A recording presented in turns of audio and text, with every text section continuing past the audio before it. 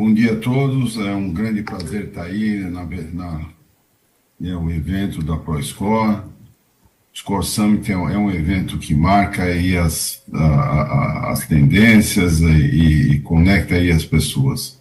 Hoje vamos conversar um pouco, né, sobre, além dos algoritmos, a verdadeira história do crédito não contada pela tecnologia. Vamos lá. Bom, vamos contar um pouco da história, né? O crédito tem sua história, ele começou na Mesopotâmia, 3.500 anos antes de Cristo, e os empréstimos eram feitos como uma gentileza entre as partes. Ao longo do tempo, ele evoluiu e os empréstimos eram feitos praticamente em cima de sacas e cereais, e, quer queira, quer não queira, as sacas de cereais eram produzidas nos terrenos entre o rio Tigres e Eufrates, quando tinha realmente uma enchente se perdia. Então, ficou estabelecido, inclusive, né, a taxa de juros, né, de 33% ao ano, que era a possibilidade, a probabilidade de se ter uma enchente. Depois ela realmente avançou, né, no Egito, tivemos o Código de Hammurabi também, os sistemas de Roma, tinha uma maneira, né, de transação de terra para evitar o carregamento de moedas, a proteção aos comerciantes, foi criado praticamente o primeiro birô de crédito, que eram realmente os alfaiates, né, que se reuniam e trocavam experiência.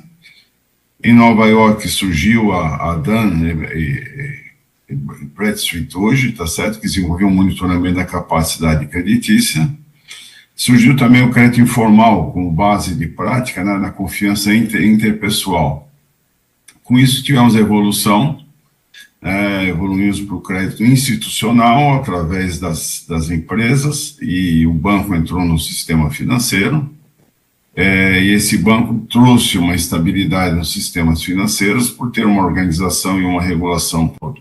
Além disso, os dados não ficam presos a uma instituição. Vindo para os birôs, ele praticamente é democratizado para os demais agentes de crédito a partir da consulta. Com a evolução veio os algoritmos, né? E vamos falar um pouquinho de como é que eram as formas de crédito antes do algoritmo. Antes dos algoritmos, eles eram feitos na base da confiança, né, na avaliação manual, o carnê, o crediário, cada um tinha as suas informações. E na Europa e nos Estados Unidos, praticamente o crédito era comunitário, bancos locais, carta de recomendação e conhecimento pessoal.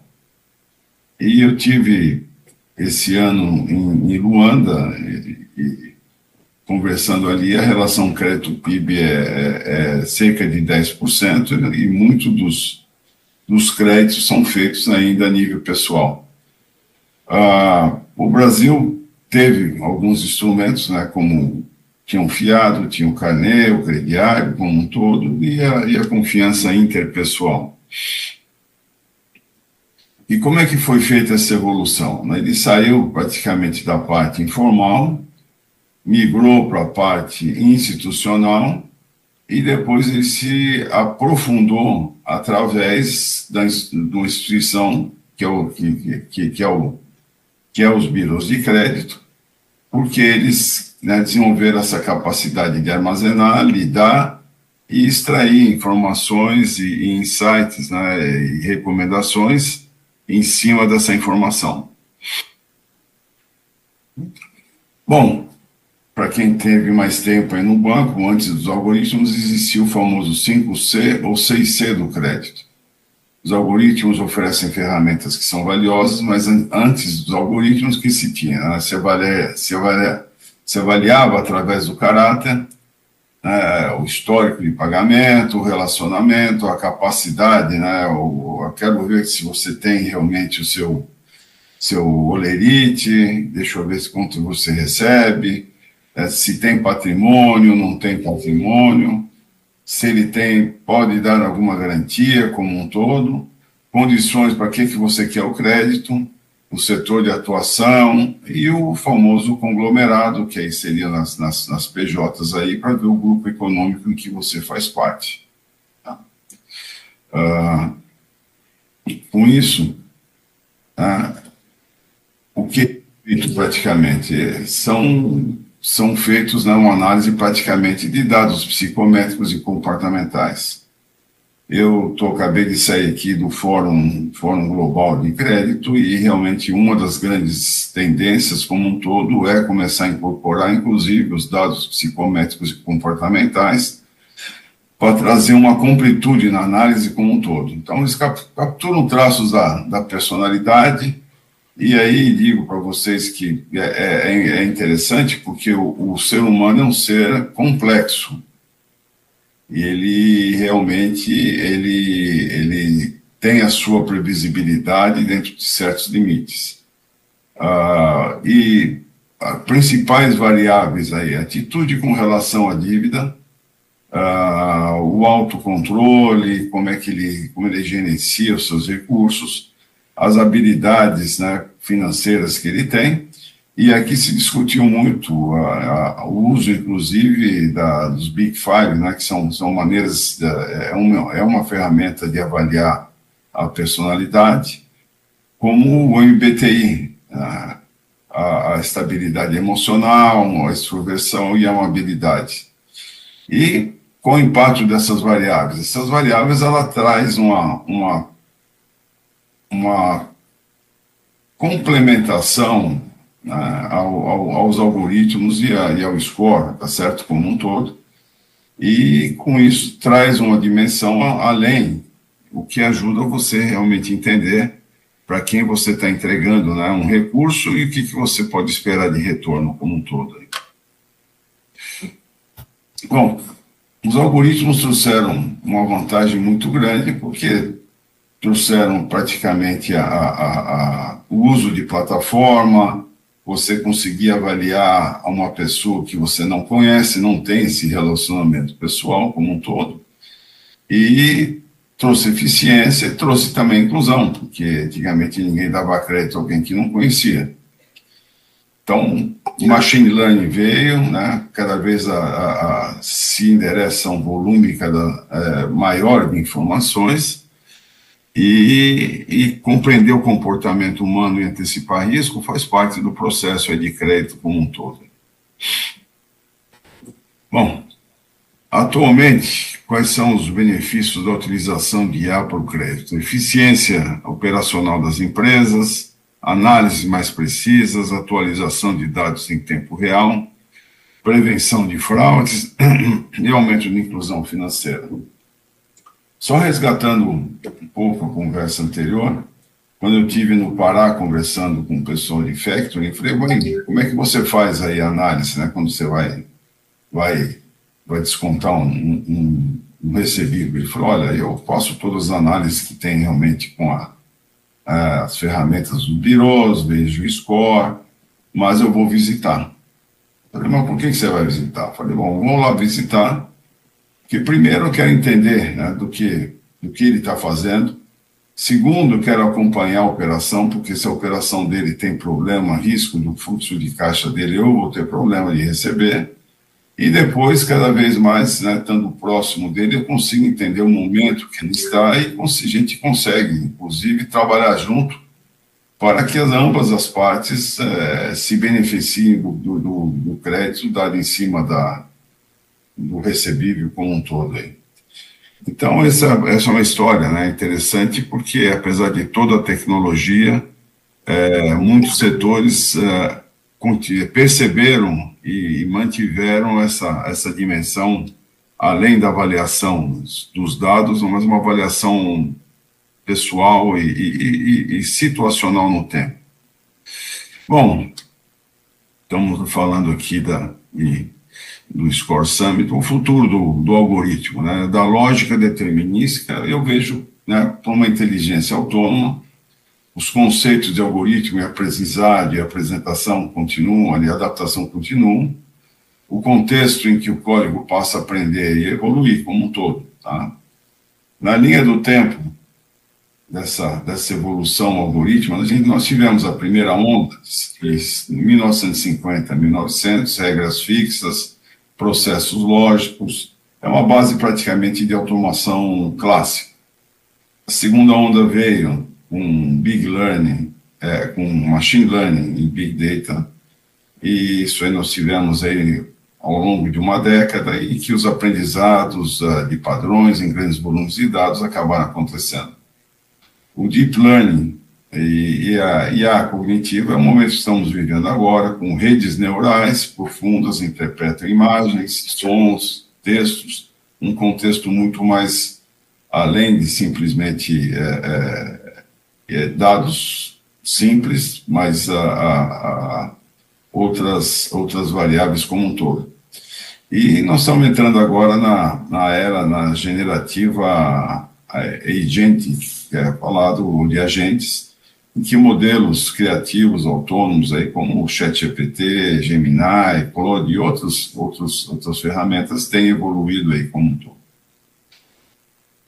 Mas o presente, a inteligência algorítmica, né? O aprendizado contínuo, grande desafio é explicar a autoexplicabilidade, a interpretabilidade como um todo, e os modelos modais, né, que entra agora com análise de texto, voz, imagem e vídeo, integração de sistemas simbólicos e neurocientíficos e o IA como uma infraestrutura cognitiva como um todo.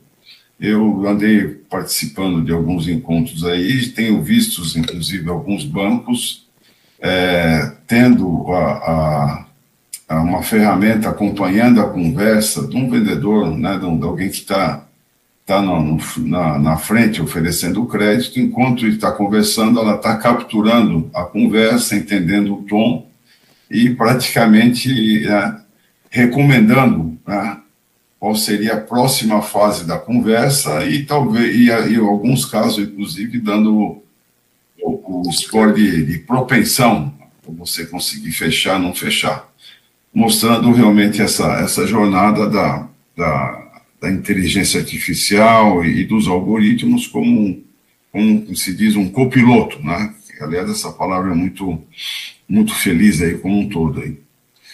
Bom, o futuro, o que a gente vê? Os algoritmos autônomos vão entrar na dimensão quântica, tá certo?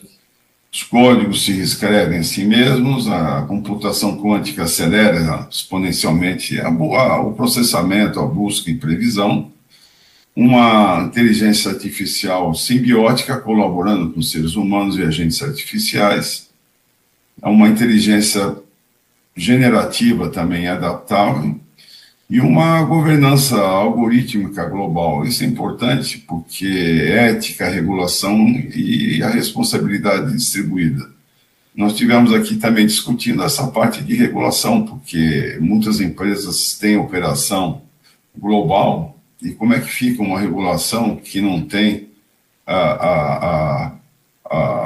um espaço para que você consiga alavancar essa operação global como um todo, colocando barreiras e outras dificuldades nessa operação.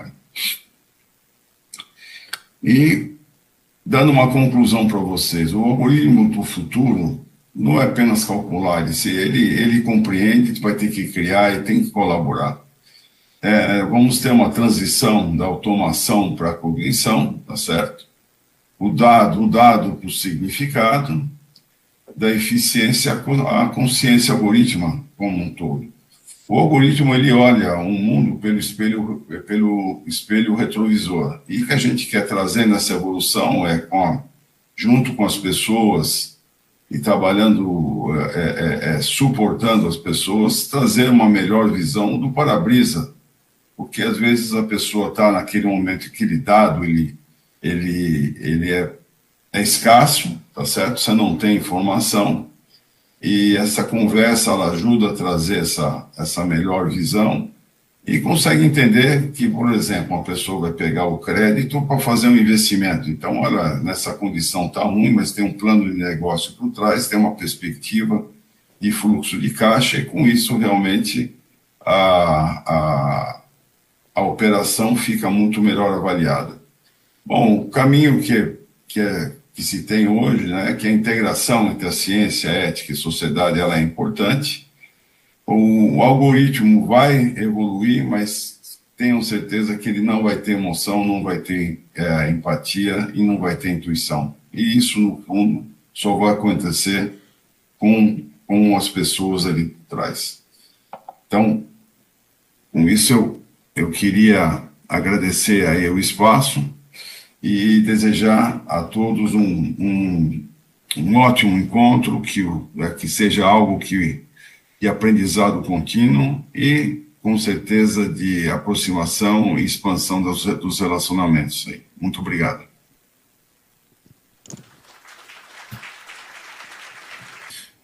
Bom dia a todos, é um grande prazer estar aí no evento da ProScore. O Score Summit é um evento que marca aí as tendências e conecta aí as pessoas. Hoje vamos conversar um pouco, né, sobre, além dos algoritmos, a verdadeira história do crédito não contada pela tecnologia. Vamos lá. Bom, vamos contar um pouco da história, né? O crédito tem sua história, ele começou na Mesopotâmia, 3.500 anos antes de Cristo, e os empréstimos eram feitos como uma gentileza entre as partes. Ao longo do tempo, ele evoluiu e os empréstimos eram feitos praticamente em cima de sacas e cereais, e quer queira, quer não queira, as sacas de cereais eram produzidas nos terrenos entre o rio Tigres e Eufrates, quando tinha realmente uma enchente se perdia. Então, ficou estabelecido, inclusive, né, a taxa de juros, né, de 33% ao ano, que era a possibilidade, a probabilidade de se ter uma enchente. Depois ela realmente avançou, né, no Egito, tivemos o Código de Hammurabi também, os sistemas de Roma, tinha uma maneira, né, de transação de terra para evitar o carregamento de moedas, a proteção aos comerciantes, foi criado praticamente o primeiro birô de crédito, que eram realmente os alfaiates, né, que se reuniam e trocavam experiência. Em Nova York surgiu a Dan Bradstreet hoje, tá certo, que desenvolveu um monitoramento da capacidade creditícia. Surgiu também o crédito informal, como base de prática, né, na confiança interpessoal. Com isso, tivemos a evolução, evoluímos para o crédito institucional, através das empresas, e o banco entrou no sistema financeiro, e esse banco trouxe uma estabilidade nos sistemas financeiros por ter uma organização e uma regulação. Além disso, os dados não ficam presos a uma instituição. Vindo para os birôs, ele praticamente é democratizado para os demais agentes de crédito a partir da consulta. Com a evolução veio os algoritmos, né? E vamos falar um pouquinho de como é que eram as formas de crédito antes do algoritmo. Antes dos algoritmos, eles eram feitos na base da confiança, né, na avaliação manual, o carnê, o crediário, cada um tinha as suas informações. E na Europa e nos Estados Unidos, praticamente o crédito era comunitário, bancos locais, carta de recomendação e conhecimento pessoal.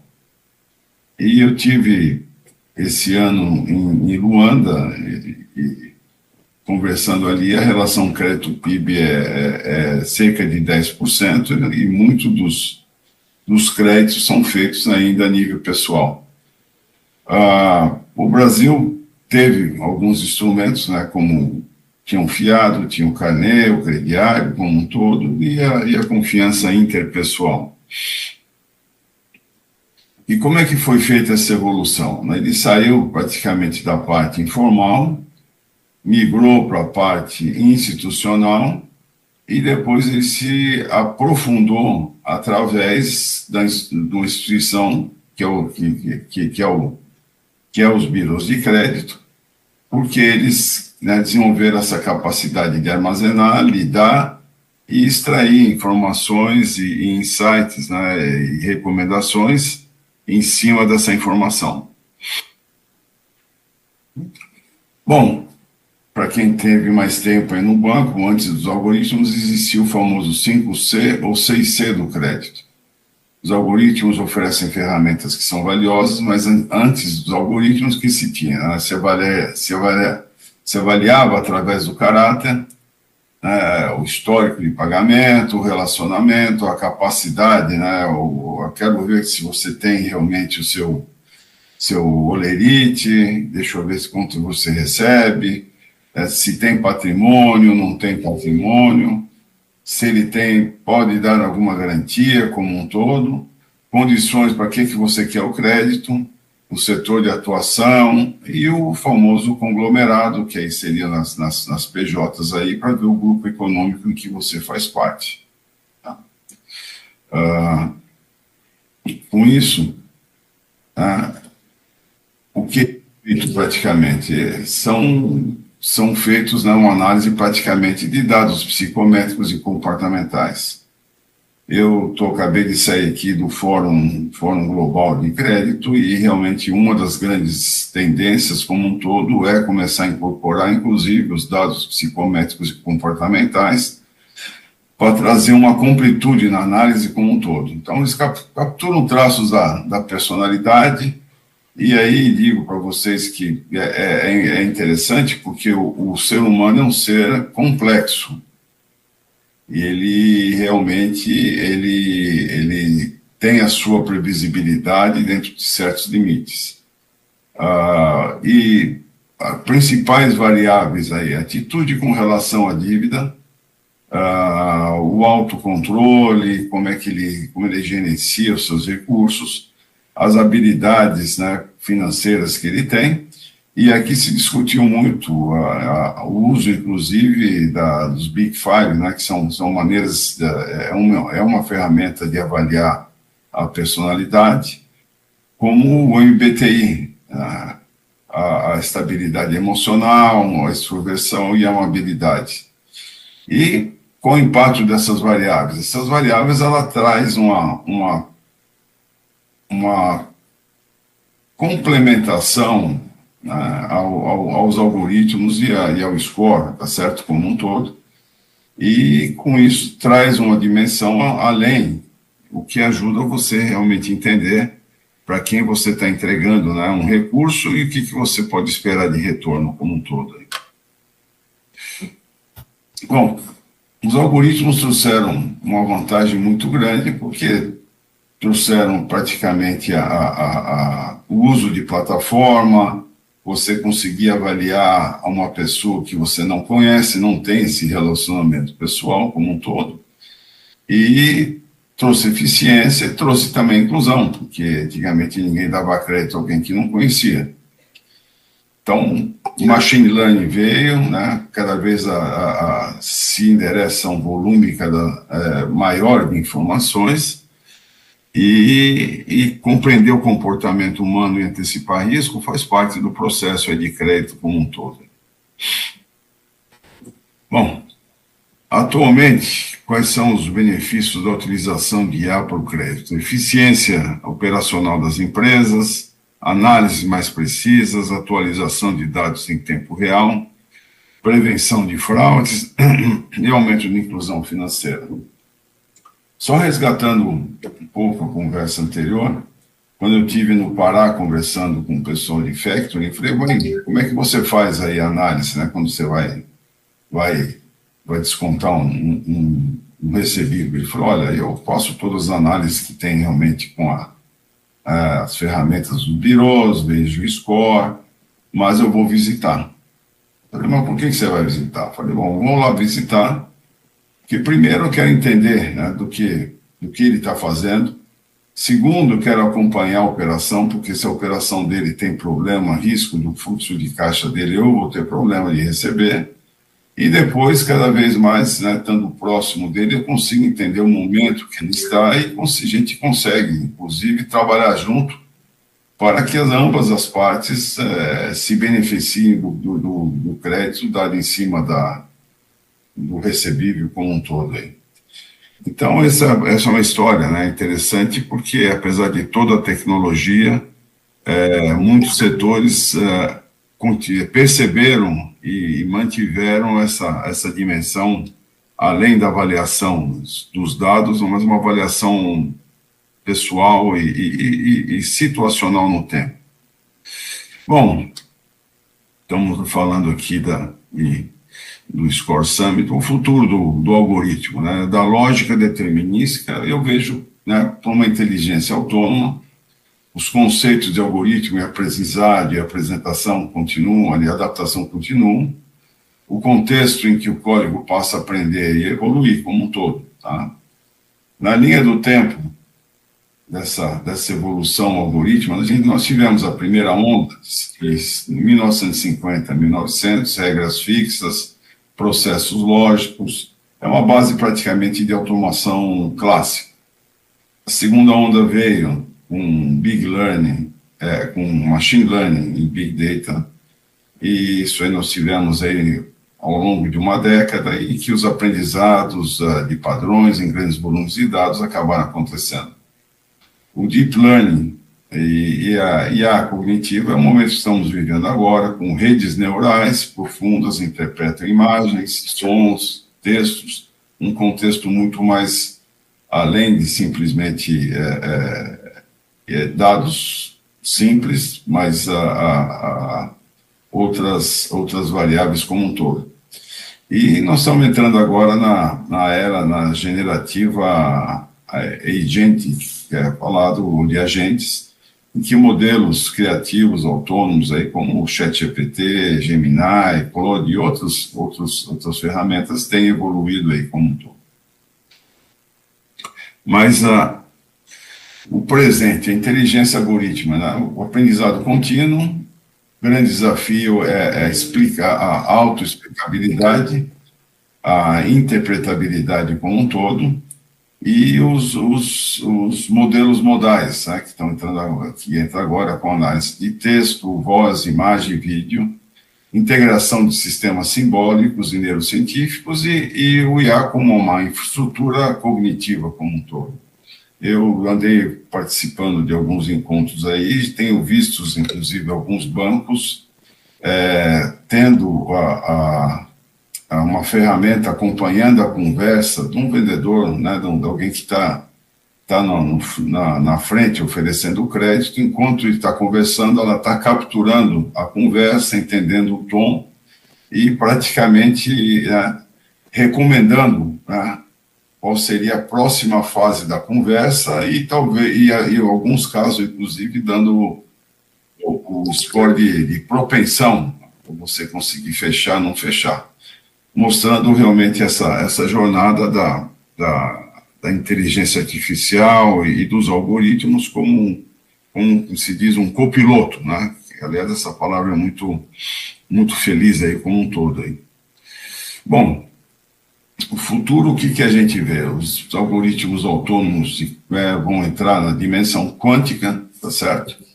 Os códigos se reescrevem em si mesmos, a computação quântica acelera exponencialmente o processamento, a busca e previsão, uma inteligência artificial simbiótica colaborando com seres humanos e agentes artificiais, uma inteligência generativa também adaptável, e uma governança algorítmica global. Isso é importante porque ética, regulação e a responsabilidade distribuída.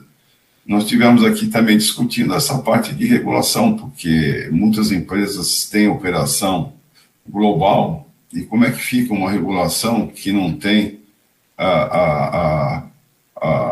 um espaço para que você consiga alavancar essa operação global como um todo, colocando barreiras e outras dificuldades nessa operação.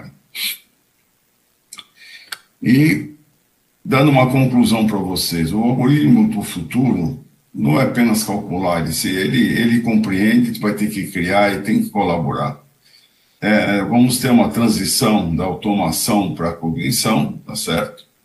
o dado para o significado, da eficiência à consciência algorítmica como um todo. O algoritmo ele olha o mundo pelo espelho retrovisor. E o que a gente quer trazer nessa evolução é, junto com as pessoas e trabalhando, suportando as pessoas, trazer uma melhor visão do para-brisa. Porque às vezes a pessoa está naquele momento que ele dado, ele é escasso, tá certo? Você não tem informação. E essa conversa ela ajuda a trazer essa melhor visão e consegue entender que, por exemplo, uma pessoa vai pegar o crédito para fazer um investimento. Então, olha, nessa condição está ruim, mas tem um plano de negócio por trás, tem uma perspectiva de fluxo de caixa e, com isso, realmente, a operação fica muito melhor avaliada. Bom, o caminho que se tem hoje, né, que a integração entre a ciência, a ética e a sociedade ela é importante. O algoritmo vai evoluir, mas tenham certeza que ele não vai ter emoção, não vai ter empatia e não vai ter intuição. E isso, no fundo, só vai acontecer com as pessoas ali por trás. Então, com isso, eu queria agradecer aí o espaço e desejar a todos um ótimo encontro, que seja algo de aprendizado contínuo e, com certeza, de aproximação e expansão dos relacionamentos. Muito obrigado.